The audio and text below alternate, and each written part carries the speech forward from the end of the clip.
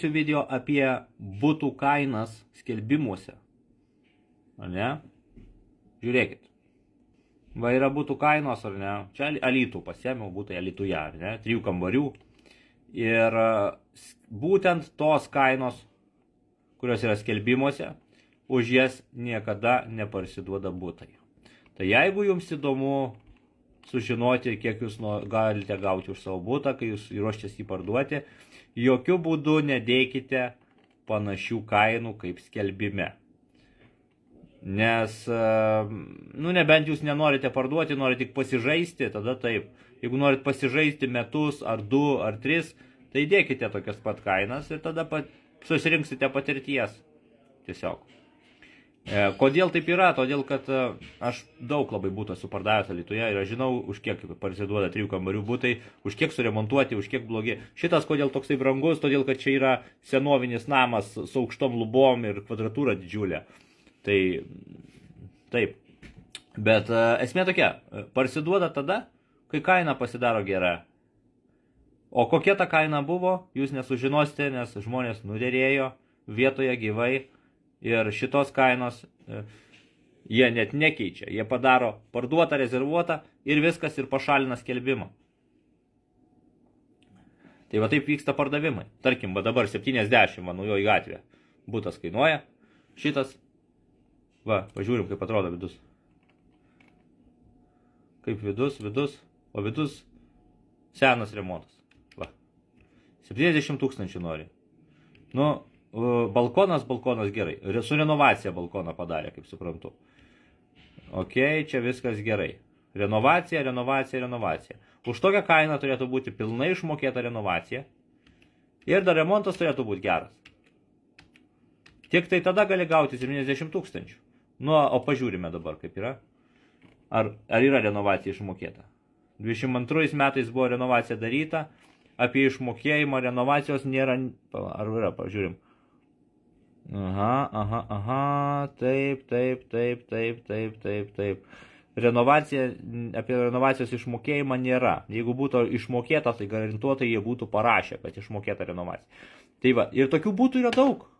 Ir žmonės galvoja, kodėl neparsiduoda. Dabar rinkoje sąstingis turbūt neperka kažką. Tiesiog kainos, už kurias perka, yra kitokios. Dėl to jam ir nepavyksta parduoti. Va, jeigu tas butas, kuris dabar va čia 70 000, va šitam name, jeigu jis atrodytų,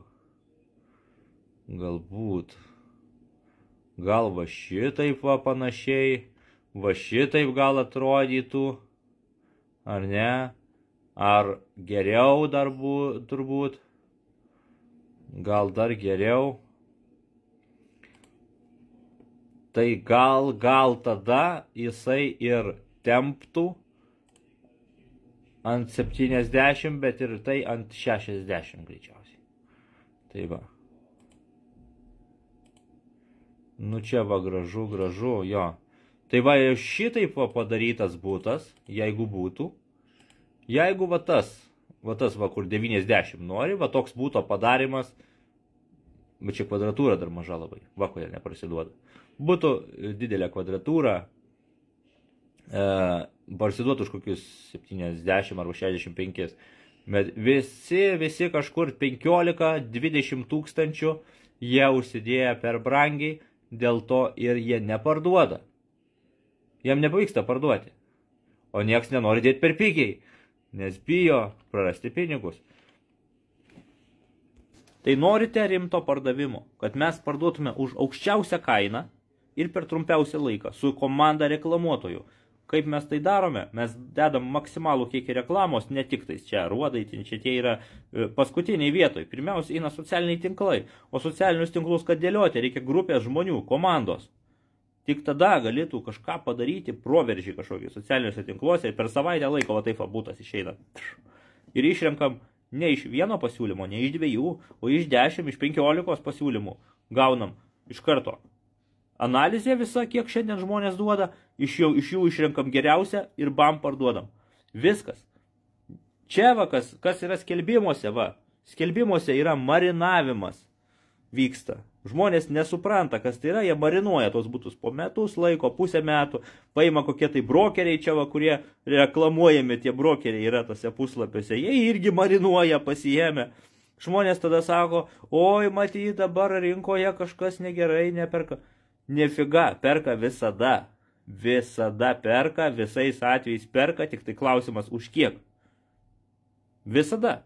Jeigu krizė, situacija bloga, pirks pigiau. Jeigu situacija gerėja, perka biški brangiau, bet pirkimas visada egzistuoja ir egzistuos. Tai tegul nepasakoja jūsų agentai, šansų gaudytojai agentai pasakų, kad dabar blogai, blogas metas, dabar neperka, pirkimo nėra, dar kažkas. Aš suprantu, kad, pavyzdžiui, žiemą sodo pirkimo nėra, bet pavasarį sodus perka. Tai šičia yra sezoniškumas. Būtams nesvarbu, būtai visada yra perkami žiemą, vasarą, kada tik nori. Tai va, nuo situacijos priklauso, o kas buvo per koroną? Per koroną buvo baisulinis kilimas kainų. Ir skelbimuose žmonės nespėjo kainų kelti tiek, kiek kilo rinkoje kainos. Ir dėl to pradėjo parsidavinėti, o, su vienu skelbimu pardaviau, įdėjau skelbimą pardaviau, sako, įdėjau skelbimą pardaviau. Tai tada buvo, arba tu per pigiai įdėjai, arba tada tiesiog buvo kainų kilimas bendras, ar ne?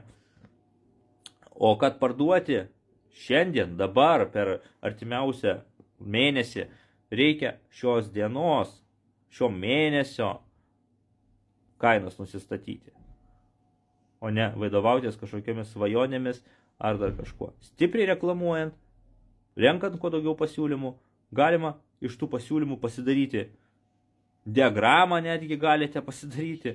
Mes jums pateikiam duomenis, visą išklotinę, ar ne? Gal norite parduoti dabar, va šitas geras pasiūlymas. Ir viskas, ir parduodam. O jeigu žmogus sako, ne, aš noriu gauti daugiau, 10 000 daugiau, 15 000 daugiau, negu žmonės siūlo. Nu tai tokiu būdu jūs pasmerksite savo butą tūnoti skelbimuose metams, 2, 3, arba kol infliacija pasieks jūsų buto kainą. Bet ką tokie žmonės tada daro? Jie mato, kad kitur kainos kyla bendrai dėl infliacijos. Ir jie patys, jie savo jau tą per aukštą kainą dar kelia. Ir tada dar neparduoda. Ir taip ir neparduoda, ir neparduoda, ir neparduoda. Tai va. Tai būkite protingi. Paveskite šitą darbą mums, mes parduosime už aukščiausią kainą ir greitai. Su maksimalia reklamos paslauga. Komandinis reklamavimas, nežinau su ko palyginti. Maždaug 15 agentūrų, jeigu paimtų jūsų butą vienu metu ir pradėtų tą pačią dieną įmestų į reklamas per visus socialinius tinklus, per visur, tada prilygtų galbūt mūsų reklamuotojams. Tik tada. Tai vat su tokia jėga mes einam, parduodam, einam prie kito, vėl parduodam, vėl einam prie kito, vėl parduodam.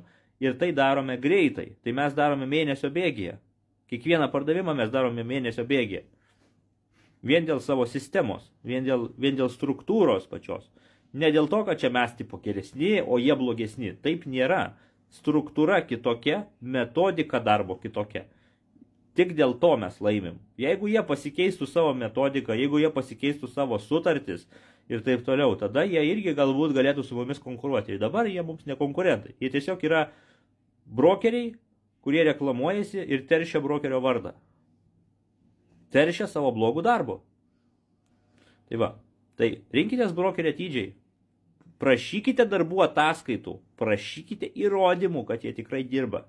Ir pamatysite, kad daugelis jų pateikti negali, tik tais gali jums pasiteisinimus kokius pasakoti. Tai va, rinkitės brokerius atsakingai. Prašykite įrodymų. Kaip pas mus, įrodymai pateikiami visada. Iki.